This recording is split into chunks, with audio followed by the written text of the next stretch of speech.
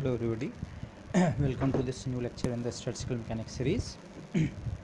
हम लोग canonical ensemble और फिर उससे रिलेटेड हमने बहुत सारी उसकी एप्लीकेशंस देखी और one of the major results जो हमने डिराइव किया था system of N non interacting harmonic oscillators. और जैसे मैंने बताया था ये एक ऐसा मॉडल है हार्मोनिक ऑसिलेटर जिसको फिज़िक्स में इतनी सारी जगह यूज़ किया जाता है। ओके, इनफैक्ट से हम अपने उस डिस्कशन में इटसेल्फ देखें तो ब्लैक बॉडी रेडिएशन, ओके, उसको एक्सप्लेन करने के लिए फोटोन गैस जिसे कहा जाता है, ओके, वहाँ पे भी that can be treated as a via that method.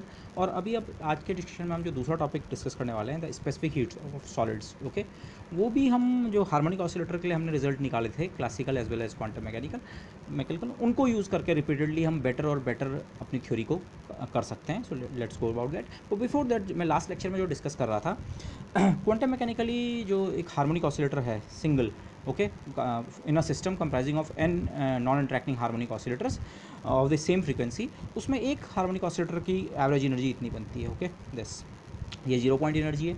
अगर मैं इसको नेगलेक्ट कर दूं जैसे ओरिजिनल प्लैंकियन आइडिया में था, और अगर हम इस डोमेन में वर्क कर रहे हैं, this factor beta h cross omega is very very less than 1, it means that H cross omega is very very less than के टी।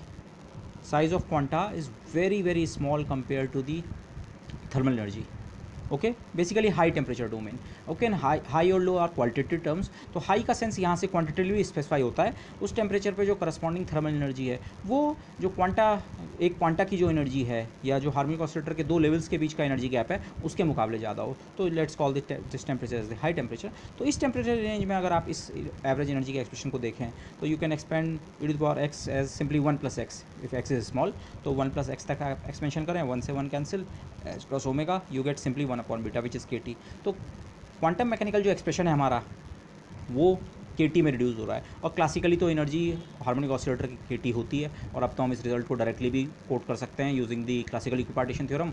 सिंगल ऑसिलेटर के दो क्वाड्रेटिक डिग्री ऑफ फ्रीडम है, तो half के T plus half के T is this. तो जो quantum results हैं, बेसिक चीज़ ये है हाई टेम्परेचर डोमेन में वो क्वांटम रिजल्ट्स क्लासिकल रिजल्ट्स से एग्री कर रहे हैं, okay, only in the high temperature regime, बाकी जगह नहीं। और जैसे मैं लास्ट लेक्चर में डिस्कस कर रहा था, जैसे हम क्लासिकल थ्योरी में रेले जीन्स लॉ डिराइव करते हैं ब्लैक बॉडी रेडिएशन के लिए, तो डेंसिटी ऑफ मोड्स उसको ट्वाइस करते हैं पोलराइजेशन को करने के लिए, और फिर हम एक मोड की एवरेज एनर्जी एक ओमेगा फ्रीक्वेंसी के ऑसिलेटर की एवरेज एनर्जी को कंप्यूट करके करते हैं। पर अगर हम ये कैलकुलेशन क्लासिकली करें तो क्लासिकली तो एनर्जी ओमेगा पे डिपेंड ही नहीं करती है, वो सिंपली टी पे डिपेंड करती है ऑसिलेटर की एनर्जी। तो फिर हमारा जो एक्सप्रेशन बनता है दिस इनटू के टी। तो बाकी सब चीज़ें अगर कांस्टेंट है, हम कांस्टेंट टेम्परेचर पे ऑब्जर्वेशन कर रहे हैं, तो ये एक्सप्रेशन जो है केवल न्यू स्क्वायर फ्रीक्वेंसी के साथ लगातार इंक्रीज़ होनी चाहिए जो स्पेक्ट्रल इमिसिव पावर है, ओके।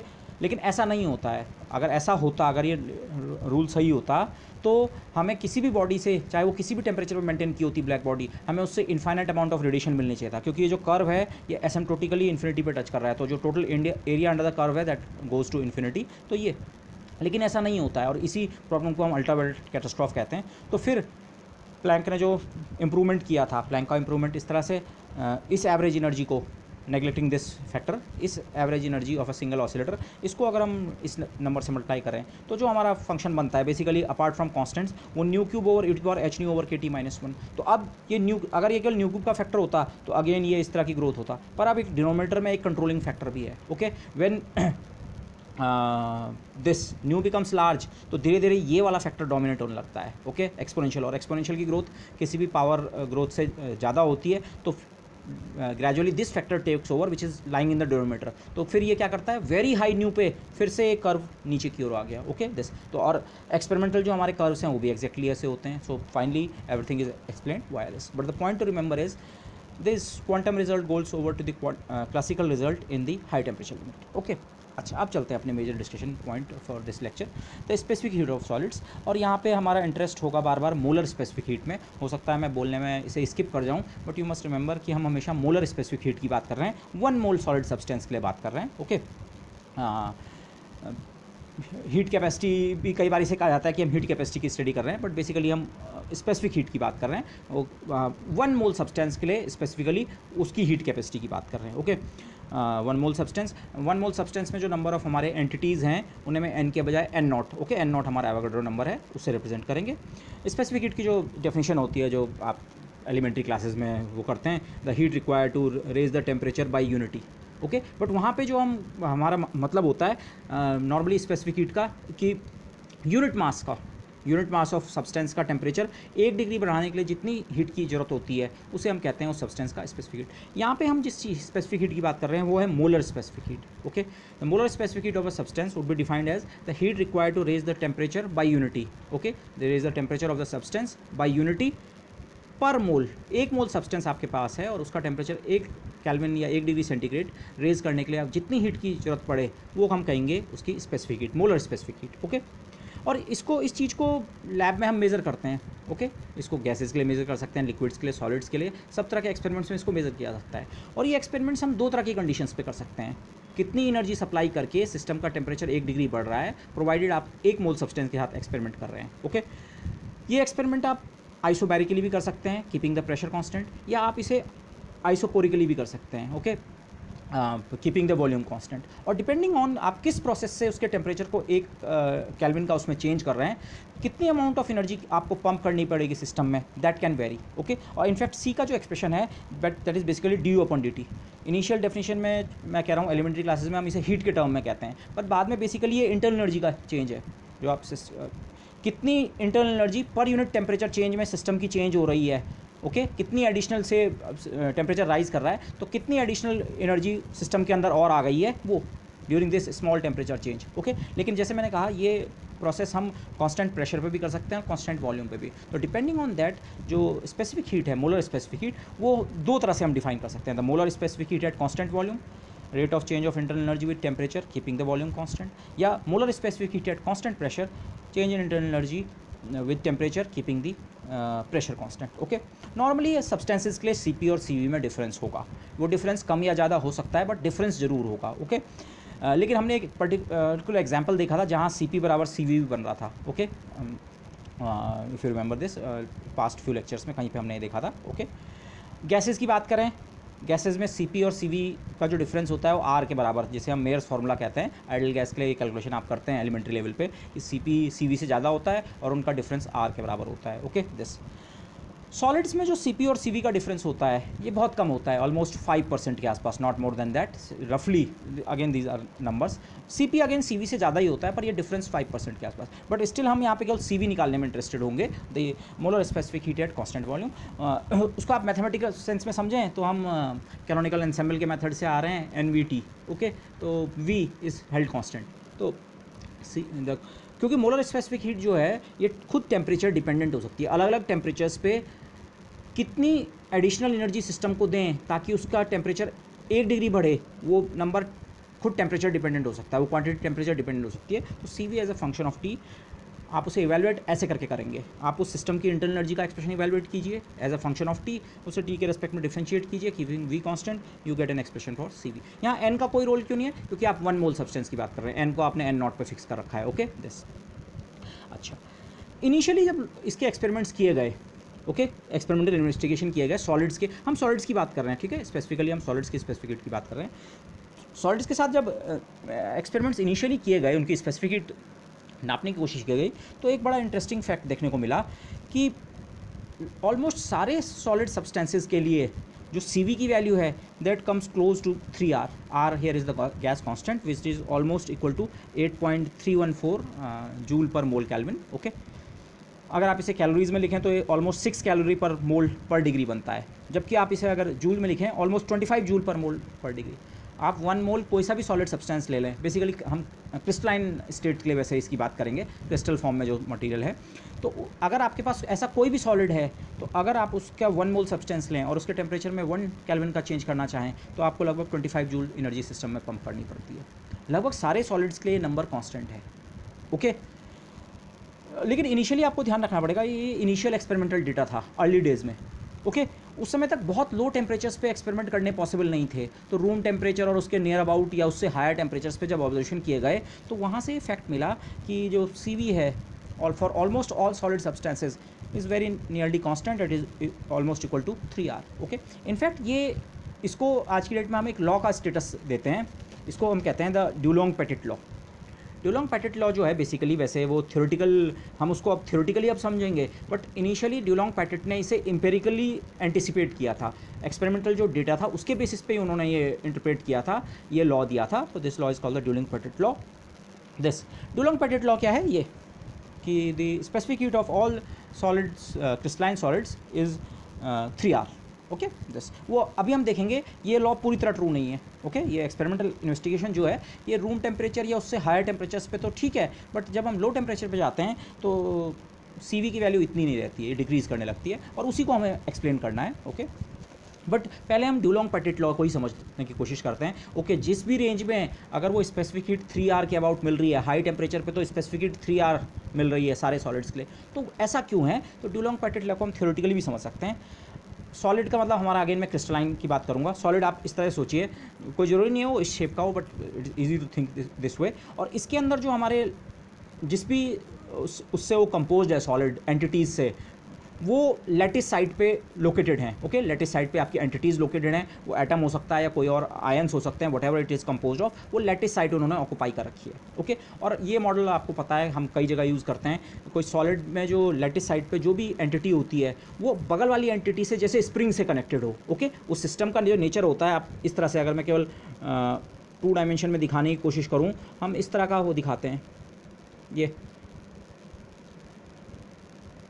ये लैटिस साइड पे जितनी भी जो भी एंटिटी है वो अपने अगल बगल वाले बाकी एंटिटीज़ से स्प्रिंग से कनेक्टेड है। स्प्रिंग से कनेक्ट होने का मतलब क्या है? हर पार्टिकल की एक मीन पोजीशन है, वो नॉर्मली उस मीन पोजीशन पे रहता है। ओके, इनफैक्ट जब 0 केल्विन अगर आपके सब्सटेंस का टेम्परेचर है तो सारी की सारी ये जो एंटिटीज़ है, मैं इन्हें एंटिटीज़ ही बोलूँगा क्योंकि अलग अलग केस में अलग अलग चीज़ें हो सकती हैं, पर ये जो भी एंटिटी है ये अपनी जगह पे फ्रोजन होती है, इस पर कोई मोशन नहीं होता है, ये जिस पोजीशन पे इसकी है ये।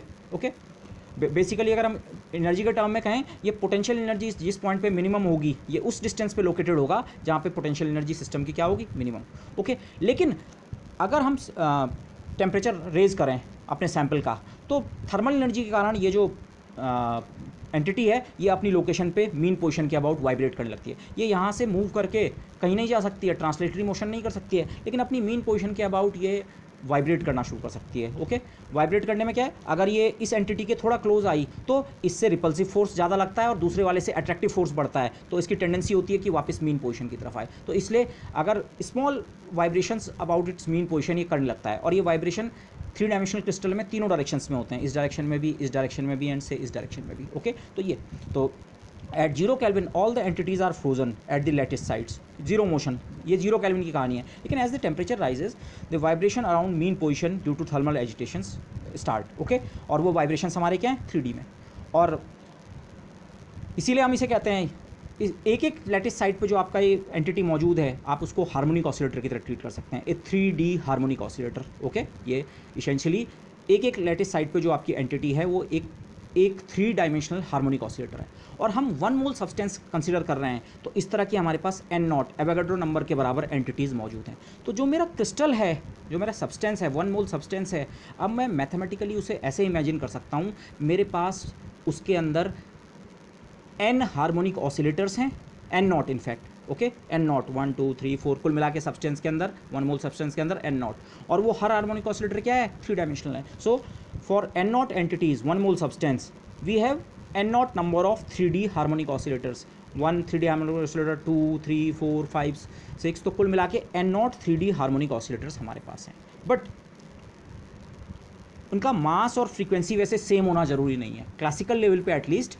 लेकिन आप खुद ही सोचिए, अगर ये एक ही टाइप के मटेरियल के बने हैं तो मास तो एटलीस्ट सब एंटिटीज़ का सेम होगा। अब उनकी फ्रीक्वेंसी सेम है या नहीं, क्लासिकल लेवल पे तो ये क्वेश्चन भी प्रॉपर्ली अराइज नहीं होता है। क्लासिकली जो उनका वो है फ्रीक्वेंसी है ऑफ ऑसिलेशन, उससे उनकी एनर्जी पे कोई फ़र्क नहीं पड़ता है। पर क्वांटम मैकेनिकल केस में जब हम आइंस्टीन थ्योरी और फिर बाद में डिबाई थ्योरी पे जाएंगे तो ये रोल इंपॉर्टेंट होगा। बट अभी के लिए ये इसकी हम बात भी नहीं करेंगे कि उनकी मास और फ्रीक्वेंसी क्या है। मास तो आप कह सकते हैं सारी एंटिटीज़ एक जैसी है, मास बराबर है। फ्रीक्वेंसी का क्लासिकल केस में कोई रिलेशन नहीं होने वाला है। ओके, तो हमारे पास N0 हार्मोनिक ऑसिलेटर्स हैं 3 डायमेंशन वाले। ओके, इसको आप ऐसे भी कह सकते हैं, आपके पास 3N0 ऑसिलेटर्स हैं वन डायमेंशन वाले, एक 3 dimensional harmonic oscillator is equal to 3 1 dimensional harmonic oscillators. Okay, explicitly अगर आप केवल एनर्जी के रूप में सोचें तो एनर्जी के रूप में भी अगर आइसोट्रोपिक हार्मोनिक ऑसिलेटर अगर होता है जिसकी तीनों डायरेक्शन की फ्रीक्वेंसी सेम होती हैं, तो उसके लिए आपको पता है एक्सप्रेशन जो हमारे पास आता है वो उसकी जो एनर्जी आती है thrice the energy of the one dimensional harmonic oscillator आती है। या मैं आपको और डीप अगर कहूँ, क्वांटम मैकेनिक्स में हमने सॉल्व कर रखा है एक 3 डायमेंशनल हार्मोनिक ऑसिलेटर की प्रॉब्लम जो होती है वो इसेंशियली 3 1 डायमेंशनल हार्मोनिक ऑसिलेटर की प्रॉब्लम में रिड्यूस हो जाती है। तो इस समय जो हमारे हार्मोनिक ऑसिलेटर है वो आइसोट्रोपिक है, तीनों डायरेक्शन में उसकी वाइब्रेशन फ्रीक्वेंसी सेम है से ओमेगा। ओके, तो या तीनों डायरेक्शन में डिफरेंट भी हो सकती है, सॉरी, लेकिन वो इंडिपेंडेंटली एक एक जो पार्टिकल है उसको आप समझ सकते हैं या तो दिस सिंगल एंटिटी, या तो आप इसे समझें एक हार्मोनिक ऑसिलेटर है 3 डायमेंशन वाला, या आप इसे समझ सकते हैं 3 हार्मोनिक ऑसिलेटर हैं 1 डायमेंशनल, 3 लीनियर हार्मोनिक ऑसिलेटर्स की तरह आप उसे ट्रीट कर सकते हैं। तो कुल मिला के हमारे सैंपल में कितने ऐसी n एंटिटीज़ हैं, तो आप उन्हें अगर 1 डायमेंशनल हार्मोनिक ऑसिलेटर्स की तरह सोचें तो आपके सिस्टम में है 3n0 number of 1 dimensional harmonic oscillators. तो हमें इसी मॉडल के साथ आगे काम करना है। अब क्रिस्टल को ये सोचना हम भूल जाएंगे for our purpose, energy calculation और बाकी पर्पज़ के लिए, कि उसका एक्चुअल कंपोजिशन क्या है। एनर्जी, उसका एनर्जी जो है ये ऑसिलेटर्स का जो इमोशन है, इसमें जो साथ जो पार्टिकल अटैच है इनके मोशन के कारण है, और ऑसिलेटर सिस्टम के लिए हम उसकी इंटरनल एनर्जी का कंप्यूटेशन कर चुके हैं। तो सीधे सीधे कैनोनिकल एंसेंबल अप्रोच से हम सीधे सीधे वो नंबर कैलकुलेट कर चुके हैं, तो मैं सीधे उस रिजल्ट को यूज़ करने वाला हूँ।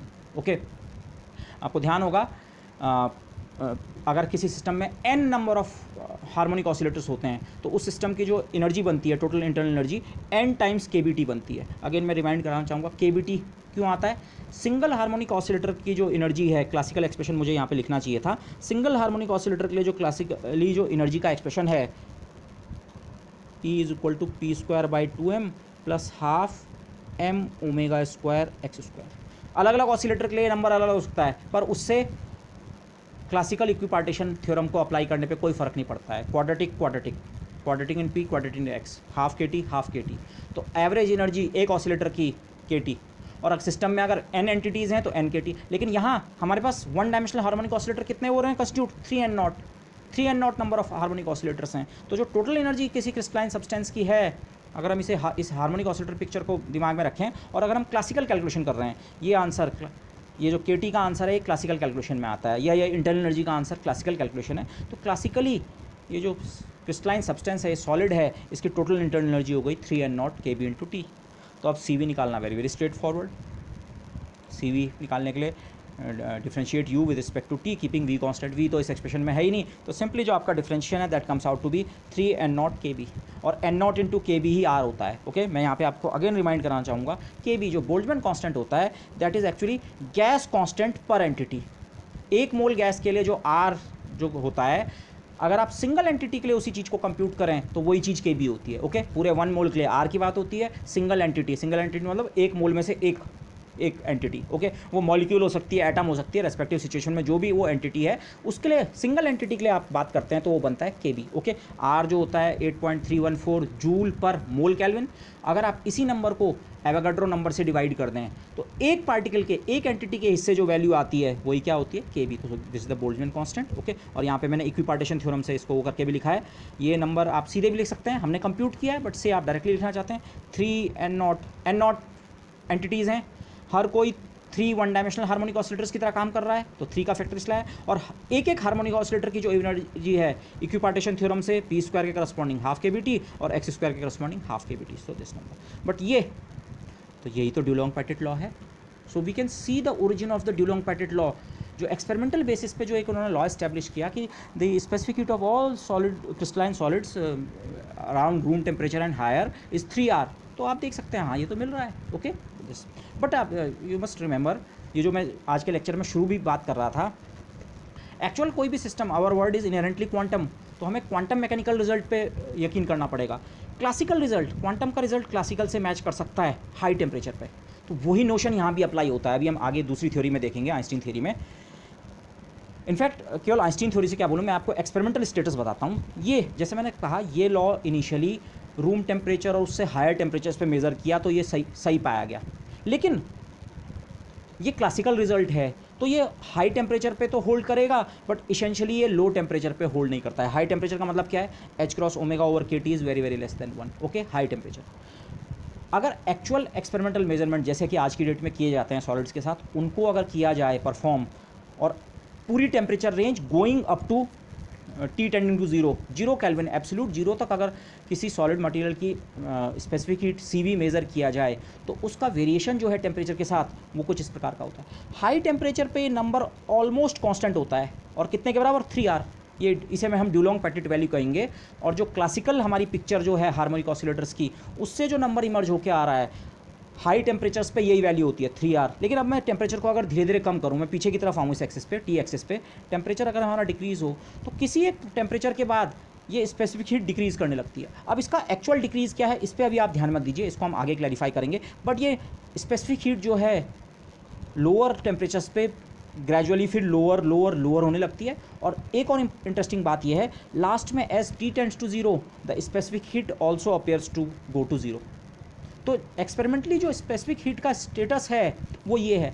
ड्यूलोंग पेटिट लॉ तो ये कहता है, इसमें तो स्पेसिफिक हीट किसी भी टेम्परेचर पे क्या प्रेडिक्ट है, 3R। तो अगर ड्यूलोंग पेटिट लॉ पूरी तरह सही होता, हर टेम्परेचर रेंज पे वर्क करता, तो स्पेसिफिक हीट का जो एक्सपेरिमेंटल बिहेवियर मिलता है वो ये मिलता है, ये line parallel to the X axis 3R height पे एक लाइन आपको मिलती। But actual specific heat okay high temperatures पे 3R है, पॉसिबली इस हाई टेम्परेचर पे 3R, बट अब टेम्परेचर काफ़ी कम हो गया। अब ये काफ़ी कम, अगेन ये पॉइंट अलग अलग सॉलिड्स के लिए अलग अलग होता है।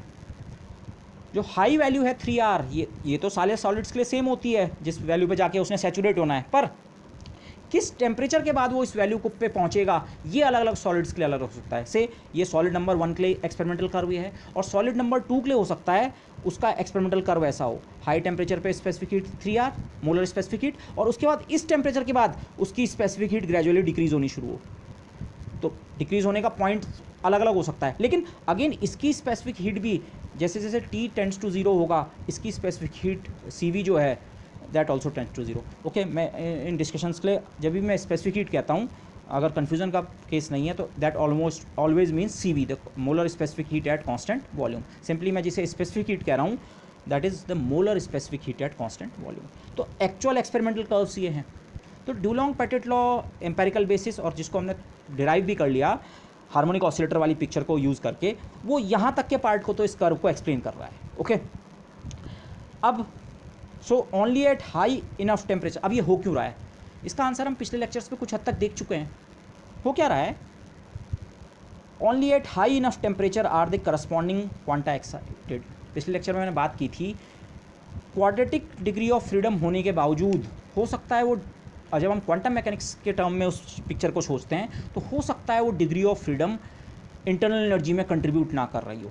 उसका रीज़न, अगर जो हमारी थर्मल एनर्जी है KT, अगर वो एवरेज जो क्वांटा का साइज़ है फॉर हार्मोनिक ऑसिलेटर, क्वांटा का साइज़ मतलब H क्रॉस ओमेगा, दो एनर्जी लेवल्स के बीच का गैप, अगर थर्मल एनर्जी इतनी सफिशिएंट नहीं है कि वो क्वांटा को एक्साइट करके हायर स्टेट्स में ले जा सके, तो फिर वो डिग्री ऑफ फ्रीडम आपका सप्रेस हो सकता है।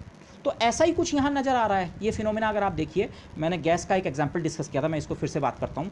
डायटोमिक गैसेस की जो स्पेसिफिक हीट है, ओके, वो टेम्परेचर के साथ उसका वेरिएशन कुछ इस तरीके का होता है। अब की बार मैंने यहाँ CV की बात की है, लास्ट लेक्चर में शायद मैंने CP की बात की थी। CP और CV का डिफरेंस R का होता है, तो एक ही बात है। बट लो टेम्परेचर्स पे जो ये CV है डायटोमिक गैसेस के लिए, ये 3/2R के अराउंड एक्सपेरिमेंटल मेजरमेंट आपको मिलता है। फिर हाई टेम्परेचर पे जैसे जैसे आप टेम्परेचर रेज करते हैं, तो ये स्पेसिफिक हीट इंक्रीज़ करती है, और इसमें 1 यूनिट का जंप आता है, 1R के बराबर का जंप आता है 3/2R से 5/2R, और फिर काफ़ी टेम्परेचर तक ये 5/2R पे स्टेबल रहता है। लेकिन अगर आप टेम्परेचर और रेज करें गैस का, तो ग्रेजुअली फिर उसकी स्पेसिफिक हीट बढ़ के फिर 5/2R से 7/2R पे तक बढ़ जाती है। तो ये स्टेप्स में जो स्पेसिफिक हीट बढ़ रही है इस तरह से, इसको हमने कैसे समझने की कोशिश की थी। इनिशियली जो ये स्पेसिफिक हीट है, इसमें केवल ट्रांसलेटरी मोशन का कंट्रीब्यूशन है। ओके, उस समय तक डायटोमिक मॉलिक्यूल रोटेशन और वाइब्रेशन कर सकता है, पर रोटेशन और वाइब्रेशन के करस्पॉन्डिंग का जो क्वांटा है, रोटेशनल और वाइब्रेशन के जो क्वांटम एनर्जी लेवल्स हैं, उनका जो एनर्जी गैप है, उसके मुकाबले थर्मल एनर्जी कम है। T कम है, थर्मल एनर्जी कम है, चाहे रोटेशन या वाइब्रेशन का जो क्वांटा है उसका साइज़ ज़्यादा है। तो थर्मल एनर्जी इतनी ज़्यादा नहीं है कि इन डिग्री ऑफ फ्रीडम्स को एक्साइट कर सके। तो ये डिग्री ऑफ फ्रीडम इस समय सप्रेस्ड है, फ्रोजन है। तो जो स्पेसिफिक हीट में कंट्रीब्यूशन है, एनर्जी में कंट्रीब्यूशन है, स्पेसिफिक हीट में कंट्रीब्यूशन है, वो केवल ट्रांसलेशनल डिग्री ऑफ फ्रीडम का है। लेकिन अगर हम उस गैस का टेम्परेचर सफिशिएंटली हाई रेज कर दें, अगेन सफिशिएंटली हाई का मतलब अलग अलग गैसेस के लिए अलग अलग हो सकता है, बट से सफिशिएंटली हाई टेम्परेचर पे हम चले गए तो अब rotational degree of freedom, rotation का क्वांटा का साइज से है, और हम टी ग्रेजुअली इंक्रीज कर रहे हैं, तो जो के टी है उसका साइज़ भी बढ़ रहा है। तो के टी अब एक बार अगर इसके कंपैरेबल हो गया, वो के टी इतना हाई है कि वो रोटेशनल जो डिग्री ऑफ फ्रीडम है उनको एक्साइट कर सकता है, तो अब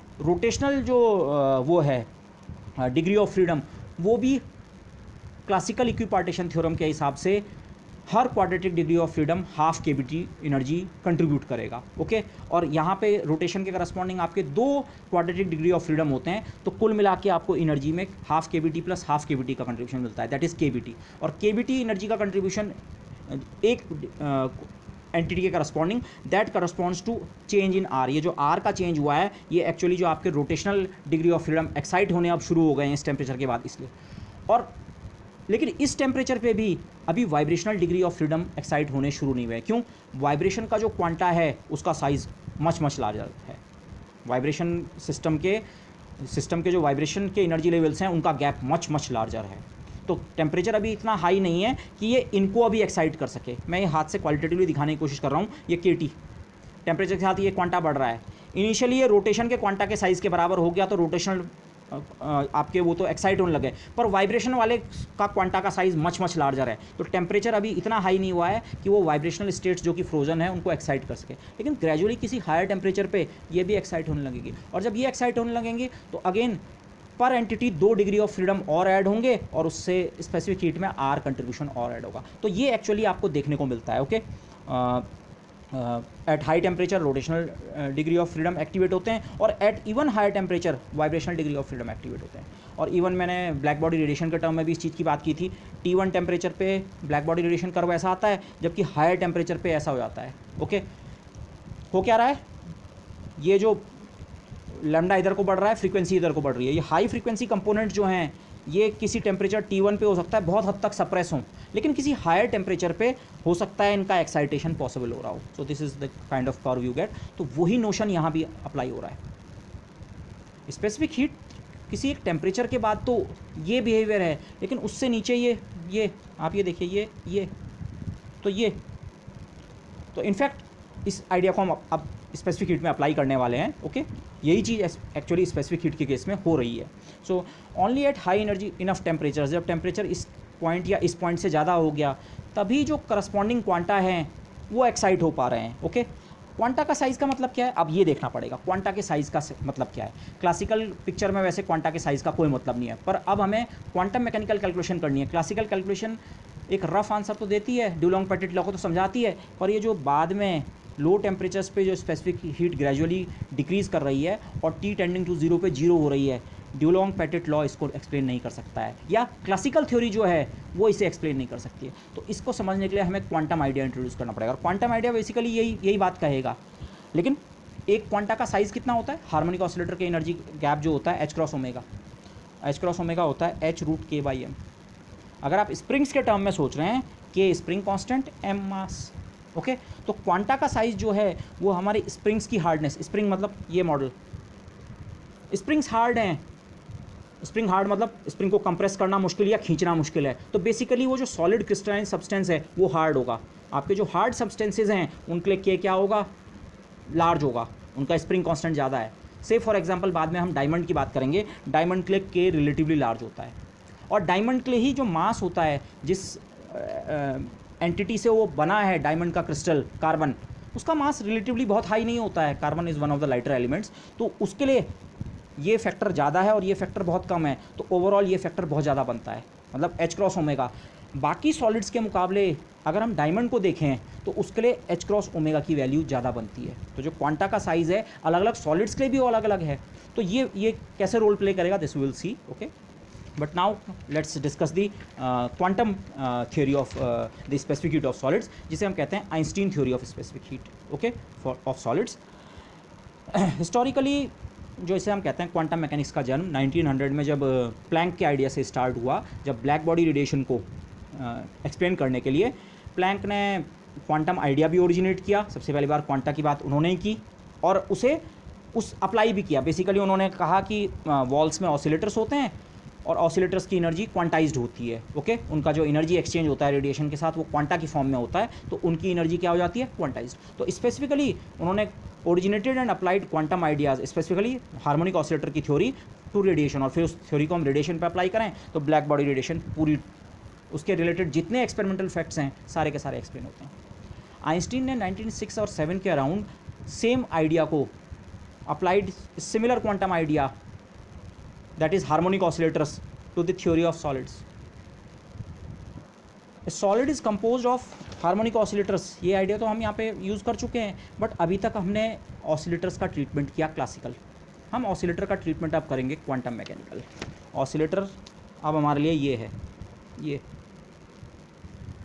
इससे फ़र्क क्या पड़ता है, जिस फ्रेमवर्क में हम काम कर रहे हैं अगर मैं उसके बेसिस पे जाऊँ, कैनोनिकल एंसेंबल में अब पार्टीशन फंक्शन निकालने के लिए हमें सम नहीं करना है, इन डिस्क्रीट एनर्जीज़ के ऊपर सम करना है। और डिस्क्रीट एनर्जीज़ के ऊपर हम सम करके जब एवरेज एनर्जी एक ऑसिलेटर की कंप्यूट करते हैं तो वो इतनी ना बन के इतनी बनती है। तो ये डिफरेंस है, essentially this is the difference.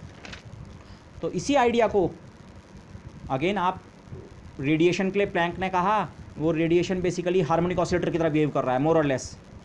Einstein ने कहा वो सॉलिड जो है वो बेसिकली 3n हार्मोनिक ऑसिलेटर्स हैं, but treat those harmonic oscillator as quantum objects. Okay, this मैंने यहाँ पे कंपैरिजन के लिए लिखा है क्या डिफरेंस है क्लासिकली, जिसे हम क्लासिकली या डुलोंग पैटिट जो लॉ है और जो हम आइंस्टीन के आइडिया की बात करेंगे और फिर आइंस्टीन थ्योरी की बात करेंगे, दोनों में फंडामेंटल डिफरेंस क्या है। हमारा जो सॉलिड या जो क्रिस्टल है उसमें 3n0, 3 times the Avogadro number, 1 dimensional classical non interacting harmonic oscillators मौजूद हैं। 1 डायमेंशनल हार्मोनिक ऑसिलेटर कितने, 3n0। क्लासिकल हैं सारे के सारे, नॉन इंटरेक्टिंग, आपस में इंटरेक्शन नहीं है, और उनके m और k की यहाँ बात भी नहीं है। ओके, m और k का यहाँ कोई रोल नहीं है उनके, और m और k से हमारा ओमेगा कंस्ट्रक्ट होता है। उनके m और k और ओमेगा इन प्रिंसिपल अलग हो सकते हैं, पर अगर आप एक सिंगल प्योर क्रिस्टल की बात कर रहे हैं तो उसके लिए m की वैल्यू तो एटलीस्ट सबके लिए सेम होगी, बट उसके बावजूद भी अलग अलग लोकेशन पे स्प्रिंग कांस्टेंट की वैल्यू अलग हो सकता है, अलग अलग हो। बट क्लासिकल पिक्चर में इसका कोई रोल नहीं है, क्योंकि क्लासिकल पिक्चर में जो एनर्जी बनती है ऑसिलेटर की KBT, ना वो इस पर डिपेंड कर रही है, ना इस पर डिपेंड कर रही है, ना इस पर डिपेंड कर रही है, वो केवल टेम्परेचर पर डिपेंड करती है। ओके, जो बाद में हम क्वांटम मैकेनिक्स से, इनफैक्ट ये लाइन मुझे यहाँ नहीं लिखनी चाहिए थी, बाद में जब हम क्वांटम मैकेनिक्स या फील्ड थ्योरी के बेसिस पे इसी सिचुएशन का एनालिसिस करते हैं, चाहे इसका, तो जो हमारा वो क्रिस्टलाइन सब्सटेंस है जिसके अंदर इतने हार्मोनिक ऑसिलेटर्स 1 डायमेंशन वाले सिचुएटेड हैं, हम इसको ऐसे ट्रीट करते हैं as we have got a gas of photons. आपने फोटॉन्स तो सुना है, इलेक्ट्रोमैग्नेटिक रेडिएशन का जो क्वांटम काउंटर पार्ट होता है उसे आप फोटोन कहते हैं। ओके, और एक फोटोन की एनर्जी h/nu या h क्रॉस ओमेगा। तो ऐसे ही जो स्पेसिफिक हीट बेसिकली क्या है, जिसे हम कहते हैं the theory of sound waves या लैटिस वाइब्रेशंस। लैटिस वाइब्रेशन का जो क्वांटा होता है उसे कहा जाता है फोनॉन। फोनॉन बेसिकली साउंड या लैटिस वाइब्रेशन का क्या है, क्वांटा। ओके, और वहाँ पे अब फिर बाद में ये नोशन भी आता है कि बेसिकली ये सिस्टम की जो एनर्जी है, इंटरनल एनर्जी है, ये बेसिकली इंडिपेंडेंट हार्मोनिक ऑसिलेटर्स के कारण नहीं है, वहाँ पे कलेक्टिव मोड्स हैं। ओवरऑल जो सिस्टम के सारी एंटिटीज़ हैं वो मिलके कुछ पॉसिबल मोड्स में मोशन एग्जीक्यूट कर सकते हैं, और वो सिस्टम के जिन्हें हम कहते हैं कलेक्टिव वाइब्रेशन मोड्स। ओके, लेकिन एक इंपॉर्टेंट डिफरेंस जो हमारा आता है, जो हम बाद में डिबाई थ्योरी में यूज़ करेंगे, जब हम नंबर ऑफ मोड्स के टर्म में बात भी करेंगे, पूरे क्रिस्टल के अंदर जो हमारे नंबर ऑफ वाइब्रेशन मोड्स होंगे वो 3n0। हार्मोनिक ऑसिलेटर पिक्चर में तो समझना आसान है, कितने हार्मोनिक ऑसिलेटर्स हैं, 1 डायमेंशन के 3n0 हार्मोनिक ऑसिलेटर्स हैं। बाद में इस हार्मोनिक ऑसिलेटर पिक्चर को हम ले जाएंगे कि हमारे पास सिस्टम में नॉर्मल मोड्स हैं, ऑसिलेटर्स के बजाय हम नॉर्मल मोड्स की बात करेंगे, लेकिन उन नॉर्मल मोड्स का नंबर स्टिल कितना रहेगा, 3n0। अगर मेरे क्रिस्टल में n0 एंटिटीज़ हैं तो जो number of normal modes of vibration मेरे सिस्टम में मौजूद हो सकते हैं, उस क्रिस्टल में मौजूद हो सकते हैं, वो केवल 3n0। This situation is to be contrasted with electromagnetic radiation. Electromagnetic radiation जो होता है या इलेक्ट्रोमैग्नेटिक फील्ड का जो क्वांटा होता है वो होता है फोटॉन, लेकिन किसी कैविटी में कितने फोटॉन्स हैं वो number can run up to infinity. Okay, sound के जो क्वांटा है, फोनॉन्स और फोटॉन्स, मैथमेटिकल ट्रीटमेंट इनका काफ़ी हद तक एक जैसे होता है। दोनों के लिए हम basically harmonic oscillator model use करते हैं। बट एक जो इंपॉर्टेंट डिफरेंस है, इसके जब नंबर ऑफ मोड्स की काउंटिंग करते हैं तो इसका नंबर ऑफ मोड्स फिक्स्ड है। फॉर अ सॉलिड से 3n0 बनेगा, जबकि इलेक्ट्रोमैग्नेटिक रेडिएशन में आप नंबर ऑफ मोड्स काउंट नहीं कर सकते हैं। Okay, that is a difference. और ये वाला रिलेशन हमने कैसे निकाला, 3n0 मोड्स हैं। अब मैं मोड्स के टर्म में बात करूँ, 3n0 मोड्स हैं और एक एक मोड की एवरेज एनर्जी kT, तो ये बना और यहीं से हमारा बना CV। ड्यूलॉन्ग पेटिट लॉ ऐसे आया। अब आइंस्टीन थ्योरी कैसे डिफरेंट है, आइंस्टीन का आइडिया कैसे डिफरेंट था। 3n0 1D ऑसिलेटर्स हैं, लेकिन ये क्लासिकल ना होके क्वांटम है, बाकी नॉन इंटरेक्टिंग स्टिल हैं हार्मोनिक ऑसिलेटर्स। और अब अगर आप क्वांटम पिक्चर में जाते हैं तो क्वांटम पिक्चर में आपको हार्मोनिक ऑसिलेटर की एनर्जी पता करने के लिए उसकी फ्रीक्वेंसी पता होनी जरूरी है। एनर्जी क्यों जरूरी है, पार्टीशन फंक्शन हम निकालना चाहेंगे। पार्टीशन फंक्शन के लिए allowed energy values, harmonic oscillator की energy value n+12 h cross omega, omega dependent है। तो आइंस्टीन ने ये कहा 3n0 1 मोल आपके पास कोई सॉलिड सब्सटेंस है, क्रिस्टलाइन सब्सटेंस है, तो आप उसे ट्रीट कर सकते हैं कि आप उसके अंदर 3n0 वन डायमेंशनल ऑसिलेटर्स हैं जो कि क्वांटम नेचर के हैं, नॉन इंटरेक्टिंग के हैं, लेकिन उन सबकी फ्रीक्वेंसी क्या है, बराबर। ओके, दिस अलग अलग सॉलिड्स में ये फ्रीक्वेंसी बराबर नहीं होगी। से एक सॉलिड आपका सॉलिड 1 है और एक सॉलिड 2 है। सॉलिड 1 के अंदर जितने भी हार्मोनिक ऑसिलेटर्स हैं उन सब की वाइब्रेशन फ्रीक्वेंसी बराबर है ω1, लेकिन सॉलिड 2 में जो ऑसिलेटर्स हैं उनकी वाइब्रेशन फ्रीक्वेंसी इनसे अलग हो सकती है, लेकिन उन सब की आपस में बराबर है। तो ये आइंस्टीन का बेसिक आइडिया ये है, क्वांटम ऑसिलेटर्स हैं और क्वांटम के अलावा उन सब की जो वाइब्रेशन फ्रीक्वेंसी है वो भी क्या है, सेम। उस वाइब्रेशन फ्रीक्वेंसी को माना हम ω से रिप्रेजेंट करें, द आइंस्टीन कैरेक्टरिस्टिक फ्रीक्वेंसी हम इसे कहेंगे, या simply Einstein frequency for that solid. किसी पर्टिकुलर सॉलिड के जो वो एंटिटीज़ हैं वो किस फ्रीक्वेंसी से वाइब्रेट कर रहे हैं, या अब एंटिटी के बजाय मैं हार्मोनिक ऑसिलेटर पिक्चर में कहूँ, ये 3n0 क्वांटम ऑसिलेटर्स जो हैं ये किस कॉमन फ्रीक्वेंसी से वाइब्रेट कर रहे हैं, उस पर्टिकुलर सब्सटेंस के लिए हम कहेंगे ये उस पर्टिकुलर सब्सटेंस की कैरेक्टरिस्टिक आइंस्टीन फ्रीक्वेंसी है। ओके, दिस ये कैरेक्टरिस्टिक आइंस्टीन फ्रीक्वेंसी कैसे वो पता लगेगी, एक्सपेरिमेंट से इसे पता किया जा सकता है। ओके, और इस नोशन के आधार पे जिस सॉलिड को हम ट्रीट करते हैं उसको कई बार हम आइंस्टीन सॉलिड भी कहते हैं। मतलब we are studying the specific heat of a Einstein solid. Einstein solid मतलब एक ऐसा सॉलिड जिसको आप मैथमेटिकली इस तरह से ट्रीट कर रहे हैं, इसके अंदर भूल जाइए कि ये लैटिस साइड पे आपकी एंटिटीज़ और ये हैं, आप ऐसे ट्रीट कीजिए। आप यहाँ हार्मोनिक ऑसिलेटर्स भरे हुए हैं, कुल मिला के कितने, 3n0 नंबर। ओके, और सबकी वाइब्रेशन फ्रीक्वेंसी क्या है, बराबर। तो इस पिक्चर के तौर पे जो हम उस मटेरियल को देखते हैं तो कई बार हम उसे आइंस्टीन सॉलिड भी कहते हैं। यहाँ पे एक मैंने फिगर ड्रॉ किया है जिसे हम कहेंगे फ्रीक्वेंसी स्पेक्ट्रम। एक कोई पर्टिकुलर सॉलिड है, उसके लिए अगर हम ये ड्रॉ करें कितने ऑसिलेटर्स हैं, कुल मिला के तो 3n0 ऑसिलेटर्स हैं वन डायमेंशन के। फ्रीक्वेंसी के रेस्पेक्ट में उनको प्लॉट करें तो सारे के सारे ऑसिलेटर्स जो हैं आइंस्टीन थ्योरी में सबकी फ्रीक्वेंसी कितनी है, ω, तो सारे के सारे 3n ऑसिलेटर्स एक ही फ्रीक्वेंसी पे सिचुएटेड हैं। ये फिगर यहाँ पे ज़रूरी नहीं था इतना, लेकिन बाद में हम बात करेंगे डिबाई थ्योरी की। इसका और इम्प्रूवमेंट, आइंस्टीन थ्योरी का और फर्दर इम्प्रूवमेंट है डिबाई थ्योरी। डिबाई थ्योरी में बेसिक आइडिया तो ये रहता है, ऑसिलेटर्स होते हैं 3n0, क्वांटम होते हैं, लेकिन उन सबकी फ्रीक्वेंसी बराबर नहीं होती है। तो आपके पास अलग अलग फ्रीक्वेंसी के ऑसिलेटर्स का नंबर अलग अलग होता है, तो वहाँ पे बेसिकली आपको एक डिस्ट्रीब्यूशन मिलता है। Okay, something like this. For example, मतलब इस फ्रीक्वेंसी के इतने ऑसिलेटर्स हैं और इस फ्रीक्वेंसी के इतने हैं और इस फ्रीक्वेंसी के इतने हैं, लेकिन टोटल मिला के कितने हैं, 3n0। लेकिन आइंस्टीन पिक्चर में जो आइडिया है वो ये है, उस सॉलिड के अंदर वो 3n0 नंबर ऑफ ऑसिलेटर्स जो हैं सब के सब एक ही फ्रीक्वेंसी पे सिचुएटेड हैं। किस पे, द कैरेक्टरिस्टिक फ्रीक्वेंसी। ओके, तो जो फ्रीक्वेंसी का स्पेक्ट्रम है इस समय आइंस्टीन सॉलिड के लिए वो इस तरह का बनता है। अब कैलकुलेशन रिलेटिवली कुछ भी नहीं है, आप हमें फ्रेश इनफैक्ट कुछ भी कैलकुलेट नहीं करना है। अगर क्वांटम मैकेनिकली हम इन ऑसिलेटर्स को ट्रीट कर रहे हैं तो एक ऑसिलेटर की एवरेज एनर्जी इतनी बनती है, h क्रॉस ओमेगा ई, ओमेगा की जगह omega E over e⁻ beta h cross omega E -1 plus h cross omega E by 2। Canonical method से हमने निकाला था। और ऐसे कितने वन डायमेंशनल हार्मोनिक ऑसिलेटर्स हैं 1 मोल सब्सटेंस में, 3n0। ओके, प्लस यहाँ पे मैंने नेक्स्ट इस पॉइंट से आगे या इस पॉइंट तक आप इस 0 पॉइंट एनर्जी को रखें या ना रखें, उससे u की वैल्यू पे तो फ़र्क पड़ेगा, पर इससे आगे की जो कैलकुलेशन है स्पेसिफिक हीट, उस पर ये टर्म रखें या ना रखें 0 पॉइंट एनर्जी, इससे कोई फ़र्क नहीं पड़ने वाला। ओके, ये वाला एक्सप्रेशन मैं अगेन क्लैरिफाई कर दूँ, हार्मोनिक ऑसिलेटर के लिए जो हमने टोटल इंटरनल एनर्जी का एक्सप्रेशन ऑब्टेन किया था पिछले लेक्चर्स में, उसमें n की जगह 3n0 रखा है। ऑसिलेटर n नहीं है, कुल मिला के 3n0 one dimensional harmonic oscillators हैं। Okay, n0 3 dimensional harmonic oscillator है, लेकिन एक 3 डायमेंशनल हार्मोनिक ऑसिलेटर को आप 3 1 डायमेंशनल हार्मोनिक ऑसिलेटर की तरह ट्रीट कर सकते हैं। तो 1 डायमेंशनल हार्मोनिक ऑसिलेटर कितने हैं? 3n0, और ओमेगा को हमने ओमेगा ई से रिप्लेस किया है। वो सारे सॉलिड के अंदर, कोई पर्टिकुलर सॉलिड को आप देख रहे हैं तो उसके अंदर जितने भी वो हार्मोनिक ऑसिलेटर्स हैं उनकी जो वाइब्रेशन फ्रीक्वेंसी है एंगुलर, वो ओमेगा ई है। तो दिस ओके। अब CV निकालना जैसे पहले किया था, CV का एक्सप्रेशन ये है, del U upon del T। कितनी इंटरनल एनर्जी और एक्स्ट्रा सप्लाई करें ताकि टेम्परेचर में 1 डिग्री का चेंज हो जाए।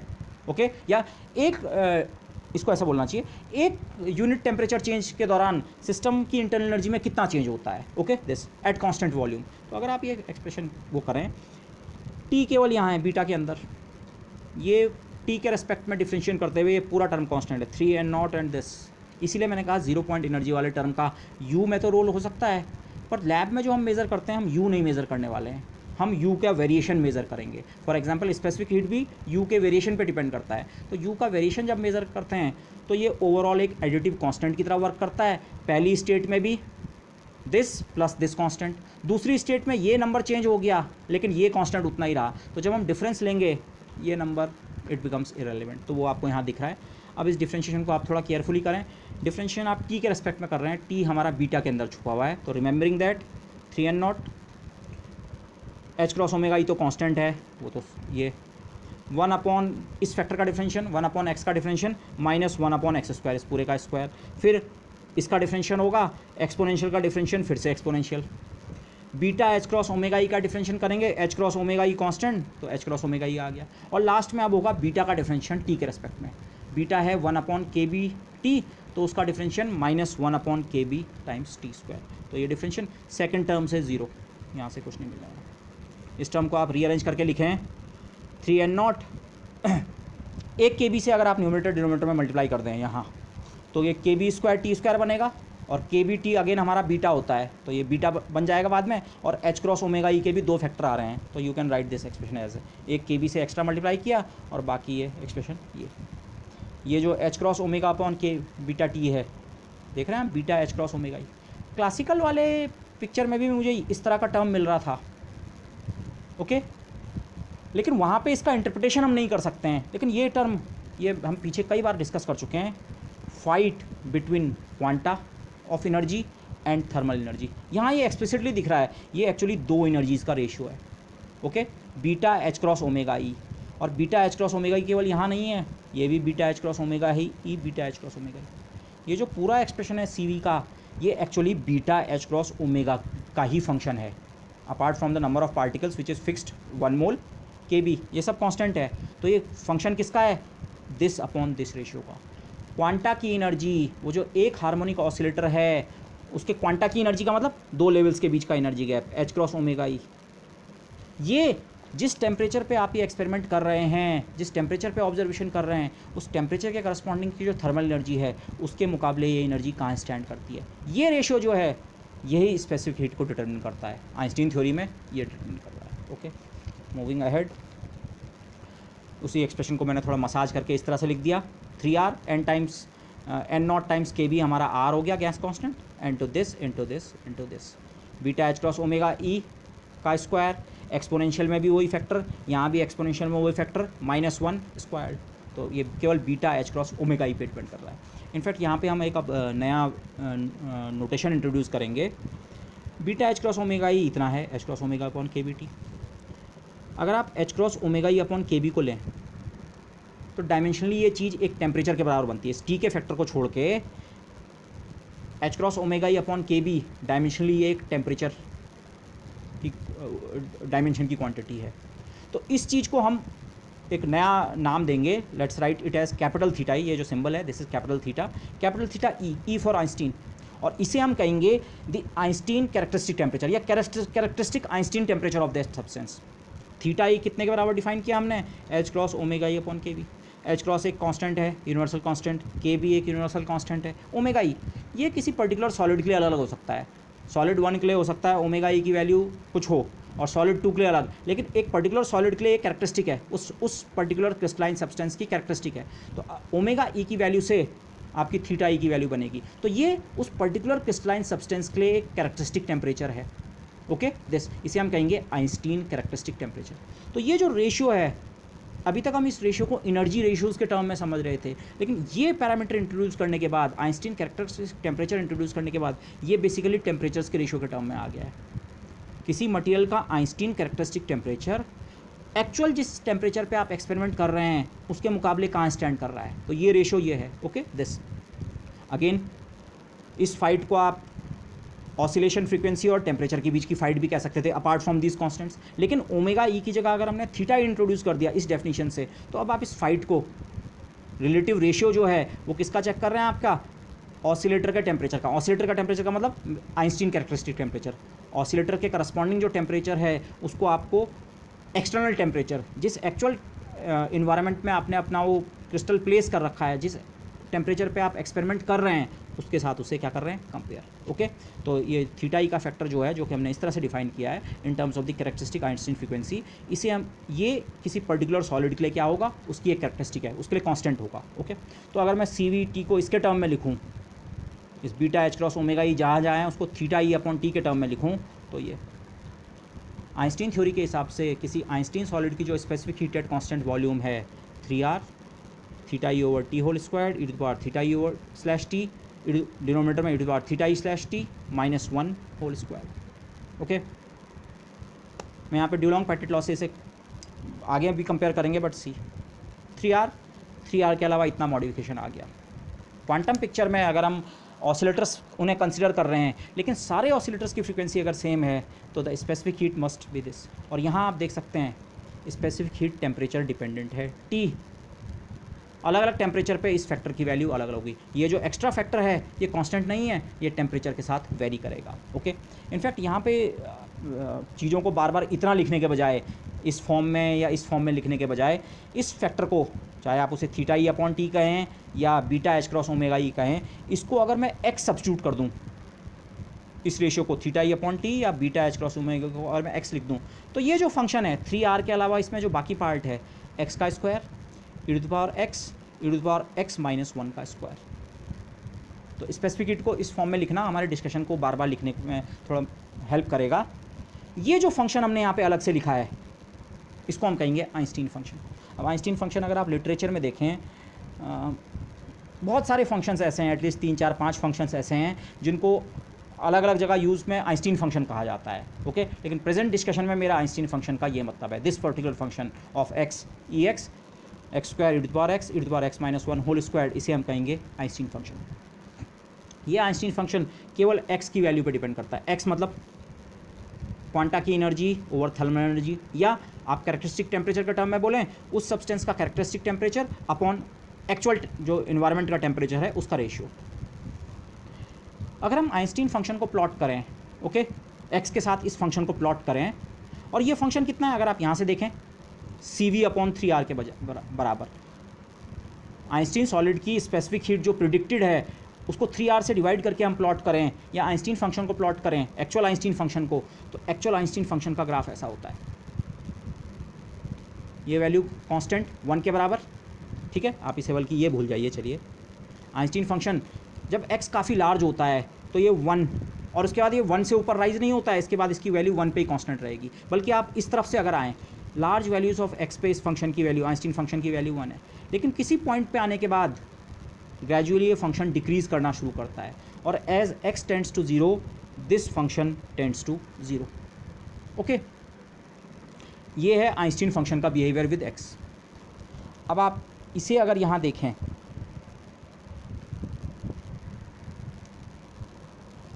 पहले हाई टेम्परेचर रिजीम में अगर हम जाएं, okay, in fact I think there is something wrong going over here. X हमारा है T over theta E over T, अगर टी लार्ज होगा, there is something wrong here, I need to check this,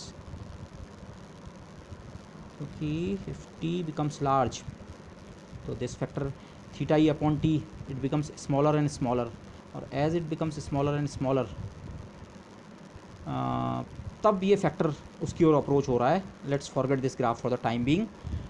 Einstein function के form में मैं इसे ऐसे लिख सकता हूँ, ओके। अब एक्चुअल अगर आप इस फंक्शन को प्लॉट करें as a function of X तो उसका बिहेवियर ऐसे ही मिलता है with temperature. Consider this with temperature, okay, this is okay. Temperature के साथ इसका बिहेवियर ऐसा मिलेगा, ये एक्स हमने टेम्परेचर के टर्म में डिफाइन किया है। टेम्परेचर के साथ जो इसका बिहेवियर है इस तरह से देखने को मिलेगा आपको। एक्चुअल सॉलिड का मैंने आपको वो बताया था, ड्यूलोंग पेटिट लॉ, ये वाला पार्ट तो ड्यूलोंग पेटिट लॉ क्लासिकल पिक्चर भी बता देती है, पर ये जो डिक्रीज़ है ये क्लासिकल पिक्चर में इमर्ज नहीं होती है। पर अब स्पेसिफिक हीट का ये वाला फंक्शन आप प्लॉट करें, हायर टेम्परेचर पे इस फंक्शन ने 1 को अप्रोच करना है, सफिशिएंटली हाई टेम्परेचर पे इस फंक्शन ने 1 अप्रोच करना है, तो CV की वैल्यू कितनी हो जाएगी 3R। लेकिन जब टेम्परेचर कम होता है तो ये फंक्शन ग्रेजुअली 1 से डिक्रीज़ करता है और धीरे धीरे 0 केल्विन पे इसने 0 बनना है। तो ये जो मल्टीप्लाइंग फैक्टर है 3R के साथ, ये 1 से कम होते होते और ग्रेजुअली 0 हो रहा है। तो स्पेसिफिक हीट भी लो टेम्परेचर्स पे 3R से डिक्रीज़ करेगी और ग्रेजुअली कितनी हो जाएगी 0। और अब हम जो हम लो टेम्परेचर कह रहे हैं उसको क्वांटिटेटिवली भी डिफाइन कर सकते हैं। हाई टेम्परेचर का मतलब क्या है, जब ये फैक्टर क्या हो, स्मॉल हो, थीटा ई और टी का जो रेशियो है अगर ये वेरी वेरी लेस देन 1 है तो उसे आप कहेंगे हाई टेम्परेचर। ये जो जिस डोमेन में ड्यूलोंग पेटिट लॉ वर्क कर रहा है वो डोमेन ये है, theta E, capital theta E over T is very very small compare to 1। और अगर आप इसे क्वांटा की एनर्जी के रूप में लिखें तो h cross omega E is very very less compare to KBT।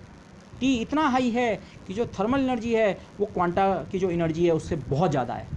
तो अब हमारे पास क्वांटिटेटिव डेफिनेशन आ गई, हमारा हाई टेम्परेचर से क्या मतलब था। तो सफिशिएंटली हाई टेम्परेचर, अगर हम इस डोमेन में वर्क कर रहे हैं, हमारा टेम्परेचर बहुत हाई है, तब तो आपको ये वाला लॉ भी ऑलमोस्ट 3R के बराबर एनर्जी देता है। हाँ, ये फैक्टर 1 के बराबर बनता है 3R, स्पेसिफिक हीट 3R के बराबर। लेकिन जैसे जैसे टेम्परेचर कम करते हैं आप, इस टेम्परेचर से टेम्परेचर आपका लोअर एंड लोअर होता आ रहा है, तो अब ये कंडीशन वायलेट हो रही है, ओके।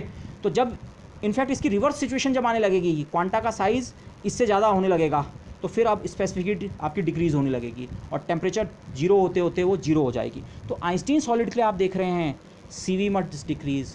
हाँ, ये बिहेवियर समझ आ रहा है, CV must decrease with decreasing temperature from the high temperature Dulong Petit value of 3R value से ग्रेजुअली CV जो है वो डिक्रीज़ करेगा। क्यों? वो इस फंक्शन के कारण, जो आइंस्टीन फंक्शन है उसका बिहेवियर टेम्परेचर के साथ इस तरीके का है। मैंने इनिशियली इसे गलत प्लॉट किया था, please don't confuse with that. ये एक्स के साथ बिहेवियर नहीं है, टेम्परेचर के साथ बिहेवियर है आइंस्टीन फंक्शन का। हाई टेम्परेचर पे इसकी वैल्यू ऑलमोस्ट 1, और जैसे जैसे टेम्परेचर लो करते हैं तो जो आइंस्टीन फंक्शन है एक्स के रूप में लिखा हुआ और एक्स खुद ये है, तो ये इस तरह से फॉल करता है। तो specific heat is Einstein function into 3R के बराबर है, 3R तो कांस्टेंट है, तो आइंस्टीन फंक्शन का जैसा बिहेवियर होगा वो इस CV का बिहेवियर भी होगा। तो CV का बिहेवियर ये है। तो for Einstein solid temperature decrease होने के साथ ड्यूलोंग पेटिट वैल्यू 3R से हम धीरे धीरे नीचे आने लगेंगे, और केवल नीचे नहीं आने लगेंगे, जब टेम्परेचर 0 को अप्रोच करेगा तो आइंस्टीन फंक्शन 0 होने लगता है, 0 होने लगता है, तो स्पेसिफिक हीट भी कितनी होने लगेगी 0। CV approaches 0 as the temperature goes to 0। और एक्चुअली भी ऐसा ही होता है, लैब में जो एक्सपेरिमेंट किए जाते हैं वो भी यही बताते हैं, हाई टेम्परेचर पे स्पेसिफिक हीट 3R, लो टेम्परेचर्स पे डिक्रीज़ होने लगती है, और जैसे जैसे 0 केल्विन को अप्रोच करते हैं तब तो वो ऑलमोस्ट 0 ही बन जाती है। वेरी गुड, बट मैंने यहाँ पे अब एक बहुत बड़ा बट लिखा है। यहाँ से ऐसा लग रहा है शायद स्पेसिफिक हीट के बारे में सब कुछ यहाँ से आइंस्टीन थ्योरी से एक्सप्लेन हो गया, बट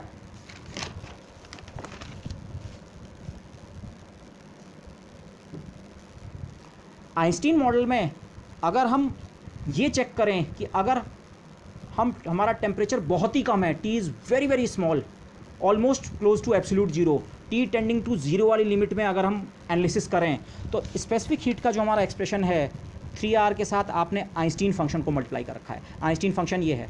तो अगर टेम्परेचर मेरा बहुत स्मॉल है, T is very very small, तो x की वैल्यू बनेगी बहुत लार्ज। तो ज़रा आइंस्टीन फंक्शन को देखते हैं जब x बहुत लार्ज होता है।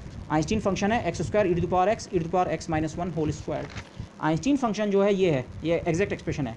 अगर t बहुत स्मॉल है, t इतना है, t का x के साथ ये रिलेशन है, अगर t बहुत स्मॉल है, 0 केल्विन के क्लोज है, तो x क्या होगा वेरी वेरी लार्ज। अब इस फंक्शन का अगर आप एनालिसिस करें, अगर x बहुत लार्ज है तो e⁻x इतना लार्ज होगा कि उसके मुकाबले आप 1 को नेगलेक्ट कर सकते हैं। तो ये फंक्शन लगभग कैसा बना, e⁻x का स्क्वायर, तो एक पावर कैंसिल हो गई, x² अपॉन e⁻x। लेकिन एक्स इतना लार्ज है कि एक्स स्क्वायर भी ई टू द पावर एक्स के मुकाबले कहीं स्टैंड नहीं करता है। मतलब आप एक्स स्क्वायर के फैक्टर को भी, एक्स स्क्वायर का फैक्टर डेफिनेटली लार्ज होगा अगर एक्स लार्ज है, पर इसकी largeness E to the power X के मुकाबले कहीं स्टैंड नहीं करती है। For very very large numbers E to the power X के मुकाबले एक्स स्क्वायर कहीं भी स्टैंड नहीं करता है। तो इसको मैं अब इससे रिप्लेस कर रहा हूँ, किस लिमिट में? As x tends to infinity. अगर टेम्परेचर जीरो की ओर, आप जीरो केल्विन के वेरी नियर बिहेवियर चेक कर रहे हैं, तो as the temperature tends to zero x basically tends to infinity. Large x पे तो ये बिहेवियर है, लेकिन वो large x actually x tending to infinity type का हो तो इसका रोल भी खत्म हो जाता है। तो बेसिकली बिहेवियर किस तरह का है? 1/e⁻x का एक्सपोनेंशियल डीके। आइंस्टीन थ्योरी अगर पूरी तरह सही हो, जो हमने स्पेसिफिक हीट की कंस्ट्रक्ट की है, तो टेम्परेचर जीरो होते कम होते होते स्पेसिफिक हीट को डिक्रीज़ करना चाहिए, ऐसे ही होता है। टेम्परेचर जीरो होने पे स्पेसिफिक हीट को जीरो हो जाना चाहिए, वो भी होता है। लेकिन जीरो स्पेसिफिक हीट को जो हम अप्रोच करते हैं, ये ठीक है, ये ठीक है, डिक्रीज़ ठीक है, और इसने यहाँ पहुँचना है, लेकिन इस पॉइंट तक पहुँचने पे जो इसका डिक्रीज़ की दर है, जिस रेट से वो डिक्रीज़ कर रहा है, आइंस्टीन थ्योरी प्रेडिक्ट करती है वो डिक्रीज़ एक्सपोनेंशियल होना चाहिए। आइंस्टीन सॉलिड के लिए CV must fall exponentially fast. E power x आप धीरे धीरे इधर को आ रहे हैं, पीछे को आ रहे हैं, तो डीके क्या होना चाहिए? एक्सपोनेंशियल होना चाहिए। और ऐसा करते करते जब T जीरो हो जाएगा तो CV भी कितना हो जाएगा? जीरो। बट जो एक्चुअल एक्सपेरिमेंट्स हैं, the observe rate of fall, ये सब क्वालिटेटिवली तो ऐसा मैच करता है। हाई टेम्परेचर पे 3R, लो टेम्परेचर पे ग्रेजुअली डिक्रीज़ होके और फिर जीरो। लेकिन ये जो रेट ऑफ फॉल है एक्सपेरिमेंटली, ये रेट ऑफ फॉल एक्सपोनेंशियल ना होके उससे मच स्लोअर है। ओके, इनफैक्ट ये किसी पावर लॉ की तरह बिहेव करता है, और क्लोज इंस्पेक्शन अगर हम इसका करें तो ये पता लगता है ये लगभग T³ लॉ की तरह है। Let me try to explain this point. Einstein theory ये कह रही है हाई टेम्परेचर पे 3R, फिर किसी पर्टिकुलर टेम्परेचर के बाद डिक्रीज़ होना शुरू होगा और ग्रेजुअली ये अप्रोच करेगा जीरो को, ये सब ठीक है। लेकिन वो ये कहता है ये वेरी नियर टू जीरो जो डिके का लॉ है वो एक्सपोनेंशियल होना चाहिए। इस रीजन में डिक्रीजिंग टेम्परेचर के साथ स्पेसिफिक हीट को कम होना चाहिए और वो डिके कैसा होना चाहिए? एक्सपोनेंशियल। लेकिन एक्चुअल जो एक्सपेरिमेंट्स हैं वो यहाँ तक तो मैच करते हैं कि हाँ हाई पे 3R और फिर ग्रेजुअली डिक्रीज़ होता है, लेकिन बहुत लो टेम्परेचर्स पे जो डिक्रीज़ होता है वो एक्सपोनेंशियल ना होके T³ के प्रोपोर्शनल टाइप का होता है। ओके, T³ के proportional. Power law, actual decrease in CV, actual behaviour of CV very close to absolute zero is of T³ nature, जबकि आइंस्टीन थ्योरी उसे एक्सपोनेंशियल नेचर का प्रेडिक्ट कर रहा है। एक्सपोनेंशियल फंक्शन किसी भी पावर फंक्शन से ज़्यादा रैपिडली इंक्रीज़ या डिक्रीज़ करता है। तो आइंस्टीन थ्योरी जो है वो स्पेसिफिक हीट का लोअर टेम्परेचर्स पे ज़्यादा रैपिड फॉल प्रेडिक्ट करती है, ज़्यादा रैपिडली, जबकि एक्चुअली ये फॉल तो करता है पर उतना रैपिडली नहीं करता है। तो यहाँ पे एक डिस्क्रिपेंसी आ रही है आइंस्टीन थ्योरी और एक्सपेरिमेंटल इफेक्ट के बीच। तो बाकी तो आइंस्टीन थ्योरी ने बहुत अच्छे से सारी चीज़ें एक्सप्लेन की, लेकिन यहाँ पे आके आइंस्टीन थ्योरी थोड़ा सी we can say it fails. Okay, but still Dulong Petit वाले आइडिया से हम बहुत बड़ी जंप ले चुके हैं। इतना कुछ अगर मैच कर रहा है 3R और ये डिक्रीज़ और T टेंडिंग टू जीरो पे CV जीरो होना, इसका मतलब we are on the right path. Einstein ने जो बेसिक आइडिया ये ट्रीट किया कि वो सॉलिड को आप हार्मोनिक ऑसिलेटर्स से मिला हुआ समझिए, जैसे हम इलेक्ट्रोमैग्नेटिक रेडिएशन को फोटॉन्स या हार्मोनिक ऑसिलेटर से के इक्विवेलेंट ट्रीट करते हैं, वैसे ही आप किसी सॉलिड क्रिस्टलाइन सब्सटेंस को भी हार्मोनिक ऑसिलेटर से मिलकर बना हुआ ट्रीट कीजिए for the purpose of internal energy and specific heat, और वो करके अगर हम कैलकुलेशन करें तो we get very good result. So nevertheless the Einstein theory provides a theoretical basis for understanding the departure from the classical Dulong Petit value of 3R। जो classical empirical law Dulong Petit का था और classical basis पे जिसको हमने derive भी किया, वो तो ये कहता है स्पेसिफिक हीट हमेशा 3R होनी चाहिए किसी भी टेम्परेचर पे, but actually specific heat 3R नहीं है, टेम्परेचर के साथ डिक्रीज़ कर रही है, और T 0 होते हुए T as T tends to zero CV also tends to zero. तो आइंस्टीन थ्योरी ये सारे फीचर्स एक्सप्लेन अच्छे से कर रही है, बस एक जगह फेल होती हुई नज़र आ रही है, वो जो वेरी क्लोज टू जीरो जो स्पेसिफिक हीट का रेट ऑफ फॉल है विद टेम्परेचर, वो एक्सपोनेंशियल ना होके T³ लॉ है, पावर लॉ है। तो अब इसको हम इम्प्रूव कर सकते हैं, और इनफैक्ट हम नेक्स्ट लेक्चर में यही करेंगे। आइंस्टीन थ्योरी का जो हमारा इम्प्रूवमेंट है, जिसे हम डिवाइड थ्योरी कहते हैं, वो मच बेटर अप्रॉक्सीमेशन हमें देगी for temperature close to 0 kelvin. Okay, this यहाँ पे ये फीचर ज़रा आप देखिए।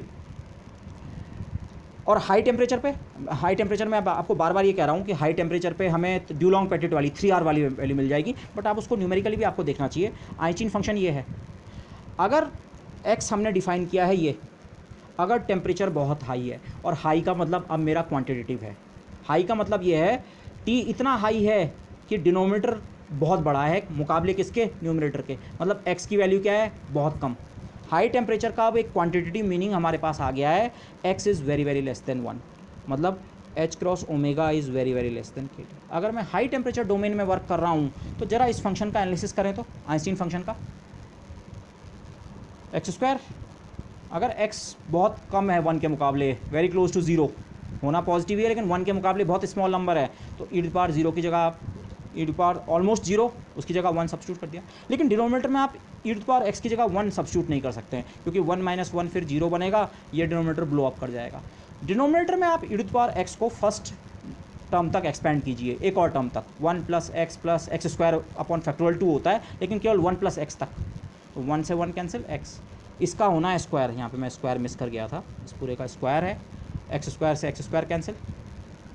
आइंस्टीन फंक्शन हाई टेम्परेचर मतलब x is very very small, for very small x the Einstein function tends to 1। तो अगर जिस रीजन में आइंस्टीन फंक्शन 1 बन जाएगा तो वहाँ पे CV की वैल्यू कितनी हो जाएगी, 3R। किस रीजन में ये 1 बनता है, हाई टेम्परेचर रीजन में हमको जो ड्यूलोंग पेटिट का लॉ है, जो हमारी क्लासिकल पिक्चर में जो हमें आंसर मिला था, वो आंसर रिकवर हो रहा है। इनिशियली लोगों को यही वाला आंसर क्यों मिला, ड्यूलोंग पेटिट लॉ कैसे कंस्ट्रक्ट हो पाया। अब आप इसको इस तरह से भी सोचिए, इनिशियली जब एक्सपेरिमेंट किए गए वो रूम टेम्परेचर या उसके इर्द गिर्द थे, और रूम टेम्परेचर पे ये कंडीशन फुलफिल होती है फॉर मोस्ट सॉलिड्स। उनकी जो आइंस्टीन फ्रीक्वेंसी को अगर हम h क्रॉस से मल्टीप्लाई करें, उससे जो एक क्वांटा की एनर्जी बनती है, और रूम टेम्परेचर पे जो थर्मल एनर्जी बनती है, ये थर्मल एनर्जी इसको सरपास कर जाती है, इससे कई ज़्यादा होती है for most of the solids. और अगर ये कंडीशन होल्ड कर रही है तो मतलब Ex की वैल्यू ऑलमोस्ट कितनी है, 1, और Ex की वैल्यू 1 है, तो CV की वैल्यू उस हाई टेम्परेचर रीजन में कितनी बनेगी, 3R। ड्यूलोंग पेटिट वैल्यू बन तो रही है। और अगेन मैंने यहाँ पे लिखा है, हाई का मतलब हाउ हाई और लो होते हैं क्वालिटेटिव वर्ड्स, लेकिन अब हम उनको क्वांटिफाई भी कर सकते हैं। हाई का मतलब है x must be very very small then 1, और x वेरी वेरी स्मॉल होने का मतलब आइंस्टीन कैरेक्टरिस्टिक टेम्परेचर उस पर्टिकुलर सॉलिड का जिस टेम्परेचर पे हम एक्सपेरिमेंट कर रहे हैं उसके मुकाबले क्या होना चाहिए, वेरी वेरी स्मॉल, या temperature must be very high compare to the Einstein temperature. और आइंस्टीन टेम्परेचर इतना होता है, आप उसको इस फॉर्म में लिख सकते हैं। तो हाई टेम्परेचर अब आपने क्वांटिटेटिवली भी आपने डिफाइन किया है। हाई टेम्परेचर किसे कहेंगे, पहले किसी सॉलिड के लिए ये नंबर कैलकुलेट कीजिए, इस नंबर से मच हायर जो टेम्परेचर है उसे आप हाई टेम्परेचर कह सकते हैं। और हाई टेम्परेचर डोमेन में अगर आप उस मटेरियल के साथ वर्क करेंगे, उस सॉलिड के साथ वर्क करेंगे, तो वहाँ पे आपको उसकी स्पेसिफिक हीट आप नापेंगे तो आपको 3R, वो ड्यूलोंग पेटिट वैल्यू क्लासिकल वैल्यू के बराबर मिलेगी ही मिलेगी। ओके, बस। अब अलग अलग सब्सटेंस के लिए ओमेगा ई अलग अलग होता है, कैरेक्टरिस्टिक फ्रीक्वेंसी अलग अलग है आइंस्टीन फ्रीक्वेंसी, तो उनका आइंस्टीन कैरेक्टरिस्टिक टेम्परेचर भी अलग अलग होता है। तो इससे क्या फ़र्क होता है, ड्यूलोंग पेटिट लॉ, ये 3R की वैल्यू जो अप्रोच करनी है ये हाई टेम्परेचर पे, पर हाई अगर ओमेगा ई अलग अलग है अलग अलग सॉलिड्स के लिए, हाई का मतलब अलग अलग हो सकता है। किसी मटेरियल के लिए अगर ओमेगा ई बहुत स्मॉल है तो हो सकता है 300 केल्विन ही हाई टेम्परेचर बने। हाई टेम्परेचर मतलब ये वाली वैल्यू, 300 केल्विन के बाद आपको 3R वैल्यू मिलने लग जाए। 300 केल्विन मतलब लगभग रूम टेम्परेचर। लेकिन अगर किसी सब्सटेंस के लिए ओमेगा ई बहुत ज़्यादा है, ये नंबर अपने आप में ज़्यादा है, तो हो सकता है 300 केल्विन इस नंबर से काफ़ी ज़्यादा ना हो, तो हो सकता है उस सब्सटेंस के लिए आपको 1000 केल्विन पे जाना पड़े तब जाके आपको ये वाली वैल्यू मिल सके। तो हमने ये चीज़ भी डिस्कस की थी, किसी भी सब्सटेंस का जनरल जो स्पेसिफिक हीट का वेरिएशन विद टेम्परेचर है उसमें ये बिहेवियर तो है ही, मैंने इसको यहाँ तक एक्स्ट्रापोलेट नहीं किया है अभी, लेकिन ये बिहेवियर, लेकिन जिस पॉइंट से ये फॉल होना शुरू होता है ये अलग अलग सब्सटेंस के लिए अलग अलग हो सकता है। माना मेरे पास 2 सब्सटेंस है, एक सब्सटेंस नंबर 1 और एक सब्सटेंस नंबर 2, सॉलिड सब्सटेंस, बहुत हाई टेम्परेचर पे तो दोनों की स्पेसिफिक हीट 3R, लेकिन सब्सटेंस नंबर 2 के लिए यहीं से फॉल होना शुरू हो गया इस टेम्परेचर के आसपास, T2 के आसपास से, जबकि सब्सटेंस नंबर 1 में इस टेम्परेचर तक भी स्पेसिफिक हीट ऑलमोस्ट 3R के बराबर है। तो हो क्या रहा है, से जस्ट मैं एक नंबर लिखूं, से this is 300 kelvin and this is 1000 kelvin, ये तो 300 केल्विन के बाद ही क्लासिकल वाले आंसर से मैच करने लग गया सब्सटेंस 1, जबकि सब्सटेंस 2 1000 केल्विन या उसके बाद क्लासिकल वाले आंसर से मैच कर रहा है। उसका रीज़न, अरे दोनों मटेरियल का ओमेगा ई अलग अलग होगा, तो जिस रेंज में क्लासिकल रिजल्ट उनमें अप्लाई हो सकता है वो लिमिट अलग अलग हो सकती है। So the temperature after which the Dulong Petit law is obeyed are different for both solids. ज़्यादातर सॉलिड्स के लिए अगर हम इसे कैलकुलेट करें आइंस्टीन कैरेक्टरिस्टिक टेम्परेचर को, ये लगभग 300 केल्विन के आसपास या इससे भी कम बनता है। तो डुलोंग पेटिट वैल्यू 300 केल्विन के बाद आपको दिखने लगती है। आप रिवर्स में सोचिए, क्यों initially Dulong Petit law empirical basis पे डिराइव हो पाया। ज़्यादातर सब्सटेंस के लिए स्पेसिफिक हीट रूम टेम्परेचर पे नापी, और रूम टेम्परेचर तक आते आते ज़्यादातर सब्सटेंस का जो आइंस्टीन टेम्परेचर है हम उससे ऊपर निकल चुके होते हैं, और एक बार आप आइंस्टीन टेम्परेचर से ऊपर निकलना शुरू हो गए तो स्पेसिफिक हीट आपको 3R या उसके इर्द गिर्द ही नज़र आएगी, लो वैल्यू नज़र नहीं आएगी। तो ज़्यादातर सॉलिड्स के लिए अगर आइंस्टीन टेम्परेचर 300 केल्विन या उससे नीचे है तो रूम टेम्परेचर का एक्सपेरिमेंट आपको 3R से ऊपर की वैल्यू दे देगा, 3R वाली वैल्यू दे देगा, वही नज़र आया।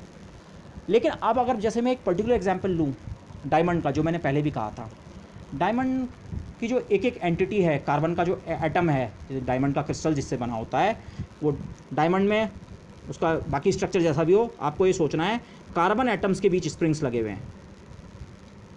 लेकिन कार्बन का मास बहुत ज़्यादा नहीं होता है, C612 बहुत ज़्यादा 12 यूनिट्स मास बहुत ज़्यादा नहीं है, बाकी एलिमेंट्स के मुकाबले मास काफ़ी कम है।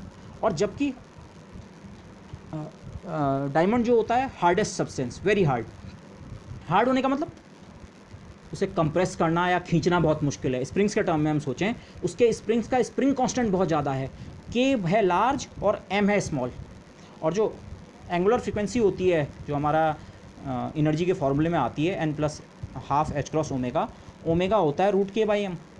तो अगर हम डायमंड पे कंसंट्रेट कर रहे हैं तो डायमंड की जो ऑसिलेशन फ्रीक्वेंसी है, उसके अंदर जो हार्मोनिक ऑसिलेटर्स की ऑसिलेशन फ्रीक्वेंसी है वो K और M का रेशियो, K है लार्ज और M है स्मॉल, न्यूमरेटर लार्ज और डिनोमिनेटर स्मॉल, तो ये फैक्टर बेसिकली क्या बन रहा है, लार्ज।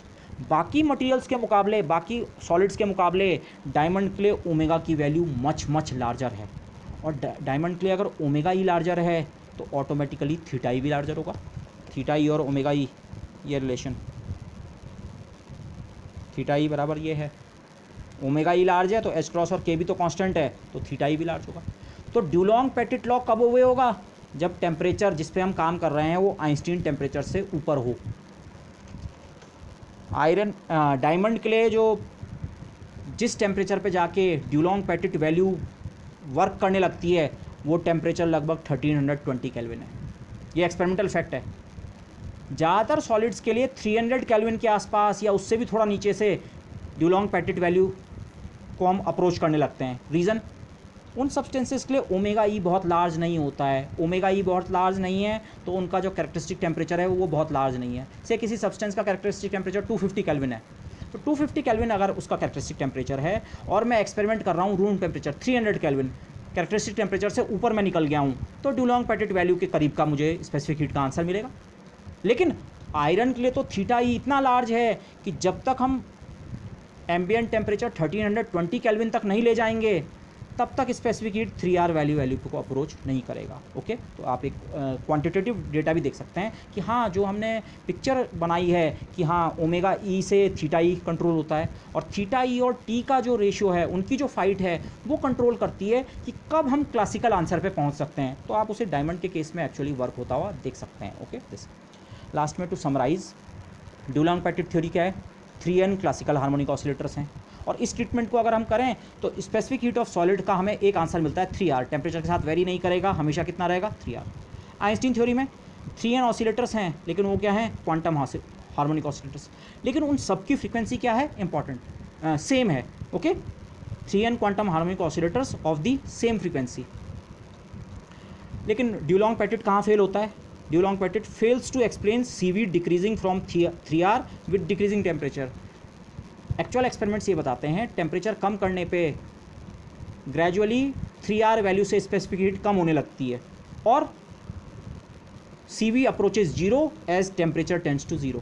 इन फीचर्स को ड्यूलोंग पेटिट एक्सप्लेन नहीं कर सकता। इसको तो एक्सप्लेन कर देता है 3R वैल्यू को, लेकिन इसको एक्सप्लेन नहीं कर सकता है। लेकिन आइंस्टीन थ्योरी इसको भी एक्सप्लेन करती है। मैंने इसे पॉइंट नंबर 1 लिखा है, यहाँ मैंने पॉइंट नंबर 1 के आगे टिक कर रखा है, मतलब जो चीज़ यहाँ एक्सप्लेन नहीं हो पाई 3R वाली वैल्यू तो एक्सप्लेन हुई आइंस्टीन थ्योरी में, उसके अलावा ये वाला फीचर भी एक्सप्लेन हो गया। हाँ, टेम्परेचर काफ़ी कम करेंगे तो स्पेसिफिक हीट 3R से डिक्रीज़ होगी, और जब टेम्परेचर 10 to 0 हो जाएगा तो स्पेसिफिक हीट 0 हो जाएगी। बट एक प्रॉब्लम इसके साथ भी है। प्रॉब्लम ये है, इसका प्रिडिक्शन ये है कि जब टेम्परेचर बहुत लो हों तो स्पेसिफिक हीट का जो वेरिएशन है टेम्परेचर के साथ वो एक्सपोनेंशियल नेचर का होना चाहिए, जबकि एक्चुअल एक्सपेरिमेंट्स ये बताते हैं very close to absolute zero, जो स्पेसिफिक हीट का वेरिएशन विद टेम्परेचर है वो एक पावर लॉ फॉर्म का है, टी क्यूब टाइप का है। तो यहाँ पे आके आइंस्टीन थ्योरी थोड़ा सी फेल हो रही है। तो अब हम नेक्स्ट लेक्चर में बात करेंगे improvement of the Einstein theory, और वो इम्प्रूवमेंट बहुत सिंपल है। ओके, जस्ट एक छोटा सी आइडिया हम और इनकॉर्पोरेट करेंगे तो we get what is called the Debye theory of specific heat. Debye theory में क्या डिफरेंस होगा इसको हम नेक्स्ट लेक्चर में वैसे 0 से स्टार्ट करेंगे, but 3N quantum harmonic oscillators तो होंगे, बल्कि हम वहाँ हार्मोनिक ऑसिलेटर के टर्म में बात नहीं करेंगे, हम मोड्स के टर्म में बात करेंगे। But in a certain sense आपके पास हैं तो 3N हार्मोनिक ऑसिलेटर्स, लेकिन उन सब की फ्रीक्वेंसी सेम नहीं है। आइंस्टीन पिक्चर में सारे के सारे हार्मोनिक ऑसिलेटर्स की फ्रीक्वेंसी सेम थी, समथिंग लाइक दिस। जो मैंने फ्रीक्वेंसी का स्पेक्ट्रम बनाया था, इस फ्रीक्वेंसी का एक भी हार्मोनिक ऑसिलेटर नहीं है, इसका भी एक भी नहीं है, इसका भी एक नहीं है। हाँ, ओमेगा इक्वल टू ओमेगा ई, जो कैरेक्टरिस्टिक फ्रीक्वेंसी उस मटेरियल की है, सारे के सारे हार्मोनिक ऑसिलेटर्स उसी फ्रीक्वेंसी के हैं। कितने? 3N। इस तरफ हमने नंबर प्लॉट किया है, इस तरफ फ्रीक्वेंसी प्लॉट की है, 0 0 0 0 0 0 0। इस फ्रीक्वेंसी का भी नहीं है, इसका भी नहीं है, इसका भी नहीं है, इसका भी नहीं है। इसके हैं किस फ्रीक्वेंसी के? ओमेगा ई फ्रीक्वेंसी के। और कितने हैं? 3N, सारे के सारे 3N इसके। जबकि डिबाई थ्योरी में ये हमारा graph would look something like this. Okay, come frequency के कम ऑसिलेटर्स हैं, थोड़ा ज़्यादा फ्रीक्वेंसी के और ज़्यादा हैं, थोड़ा और ज़्यादा फ्रीक्वेंसी के और ज़्यादा हैं, लेकिन ये नंबर इंडेफिनिटली नहीं बढ़ता है। आपके सिस्टम में total number of oscillators fixed हैं, तो कहीं पे जाके इस फ्रीक्वेंसी में एक कट ऑफ आता है, ओके, जिसे हम डिवाई कट ऑफ वगैरह कहेंगे। बट ये डिफरेंस है, मेन डिफरेंस ये है, आइंस्टीन थ्योरी में 3N quantum oscillators, Dibai theory में भी 3N क्वांटम ऑसिलेटर्स, लेकिन यहाँ सारे के सारे ऑसिलेटर्स की फ्रीक्वेंसी सेम है। यहाँ एक डिस्ट्रीब्यूशन है, वो पर्टिकुलर डिस्ट्रीब्यूशन हम किस तरह का लेते हैं उसी से हमारा आंसर कंट्रोल होगा, बट उससे हम इस चीज़ को भी समझ पाएंगे। हम एक्सप्लिसिटली डिराइव करेंगे कि वेरी वेरी लो टेम्परेचर्स पे अगर हम डिबाई सॉलिड, इस थ्योरी से जिस सॉलिड को हम ट्रीट करेंगे उसे हम डिबाई सॉलिड कहें, डिबाई सॉलिड की जो स्पेसिफिक हीट है वो हम देखेंगे at very low temperatures follows the T cube law, तो ये वाली प्रॉब्लम भी दूर हो जाएगी। उससे ये भी एक्सप्लेन होगा, ये भी एक्सप्लेन होगा और ये भी एक्सप्लेन होगा। So that offers a much much better model. But मैं अगेन रिपीट करूँगा, आइंस्टीन थ्योरी को आप ढंग से पढ़ लें, क्योंकि डिबाई मॉडल एक्चुअली उसमें एक स्लाइट इंप्रूवमेंट है। ओके, ये ओमेगा का आपको डिस्ट्रीब्यूशन लेना है, and then we get the Debye theory, but that comes in the next lecture. So with that I would like to pause this discussion for the time being. So thank you everybody.